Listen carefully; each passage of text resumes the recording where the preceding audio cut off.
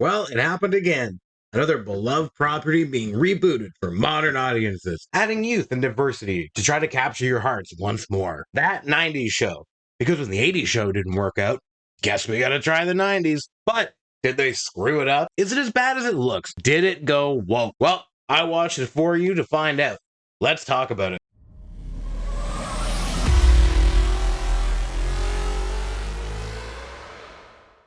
Before we get into that, I just wanted to quickly thank everybody. My last video, Why the Batman is Better Than the Dark Knight, is doing really, really well. The best out of anything I've done so far. And I know 400 or 500 views doesn't sound like great to some people, but to me, it's really good. I'm really happy with that. It's performing very well. So big thank you, much appreciated. Everyone who supported that video or is continuing to support that video, thank you so much. So that 90s show. Then almost 20 years after its beloved predecessor, we see Eric and Donna's daughter, Leia, of course, decide she wants to spend the summer at Point Place with Red and Kitty, who are still amazing, by the way. From here, in typical sitcom fashion, we go through a series of short episodes featuring romance, love triangles, mischievous behaviors, and of course, cliches. So first things first, I know what everybody wants to know right out of the gate. Did it go woke? Well, being a show released in 2023, obviously it features a more diverse cast than the original show, as well as toned down jokes. Red is not calling anybody a foreigner here. As well, there is an episode dedicated to one of the main characters coming out. Honestly, I really didn't find it too bad in that realm. Yeah, the wokeness is present, but it's not as jammed down your throat as other properties are. Most of it works and feels more like it belongs. The thing they did well is not making every character some kind of social justice warrior. The characters mostly act like normal sitcom teenagers.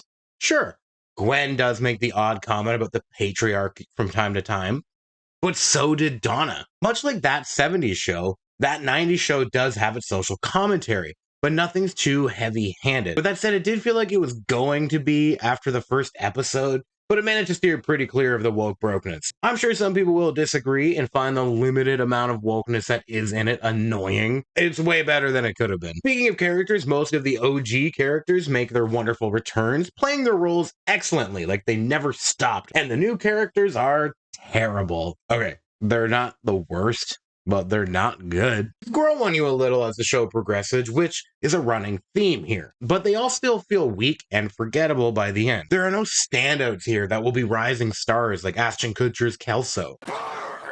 They all are pretty bad actors with no idea how to deliver these lines. They all fall victim to that cringy, overacted sitcom line delivery. You know that thing where actors say something like this, but then switch to this tone.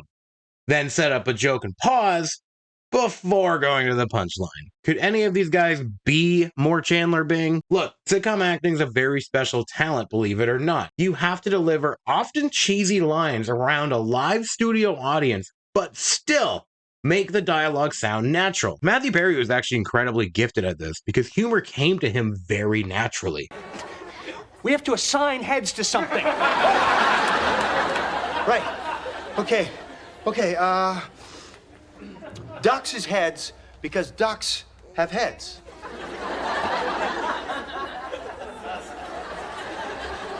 Kind of scary-ass clowns came to your birthday.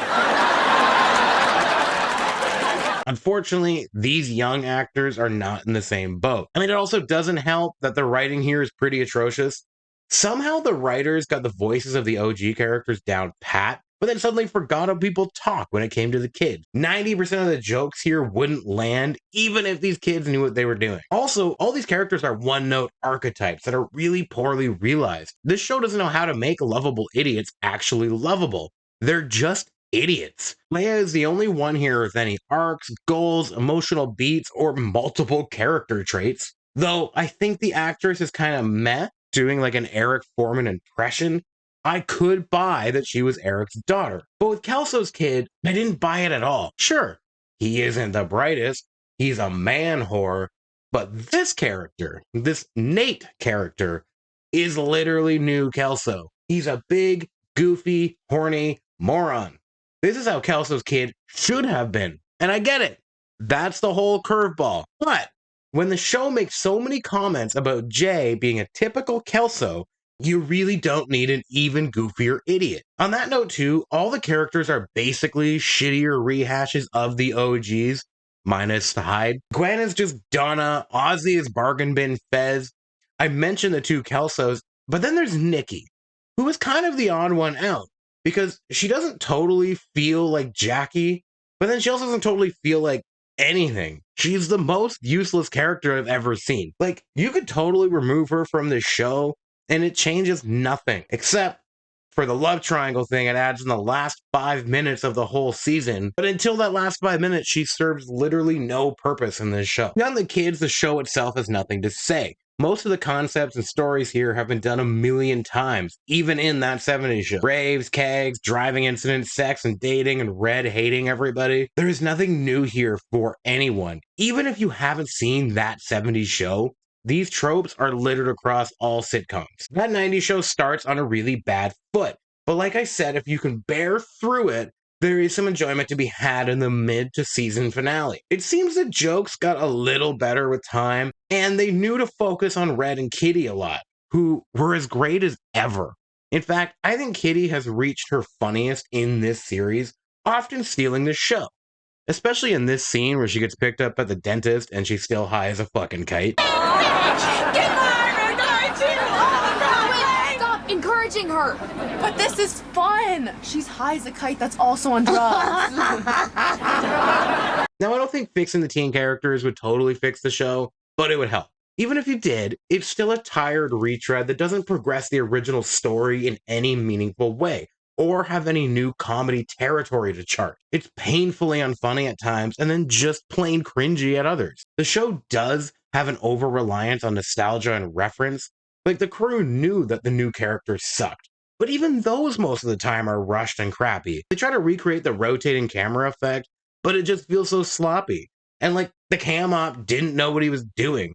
And then the opening song is just a shitty remake of the original song that they absolutely ruined, by the way. Hanging out down the street, the same old thing we did last week, not a thing to do. At the end of the day, that 90s show contributes nothing more than the bare minimum to fans and new audiences. There's a lot of remember this, but that's it. Lame jokes by lame characters recreated an even more lame production value. It is definitely better than other sitcom spin-offs like The 80s Show or Joey, but that's a low bar. The show really can't justify its own existence, and it knows that too. It shows on screen that it has no confidence in its own material, even ending on what could be a definitive ending with no season 2. I personally love that 70s show.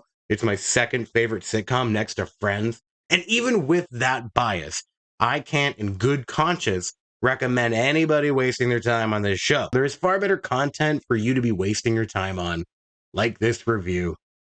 Guys, thanks for clicking on this video. If you saw the 90s show or you just have some thoughts on this video, if you think I'm wrong, if you think I'm right, comment below and let me know. Let's talk about it. Otherwise, hit that like button, subscribe, share this with a friend. Any help is appreciated. Thank you.